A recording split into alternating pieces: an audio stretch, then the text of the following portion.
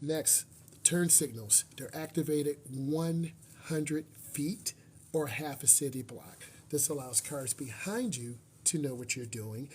And it depends on the state you're in. Some states you can turn right on red, but you have to stop. Thank you, Kyle. I appreciate you. Kyle, drop a heart, drop a like. Help me reach my goal. That's really important. Okay. You have to stop and look left, right, left. You stop. You look. You check. When clear, then you make your right turn. Thank you, Kyle. I appreciate you, Kyle. That means a lot. Okay. I want to encourage you guys to share. Thanks, Kyle. Turning left or right, making left or right turns safely and completely. Hey! So you want to have good turns, you want to have good speed control, and you want to accelerate through your turn. Thank you. Backing up, you want to look out of your back window. A lot of people look in their backup camera.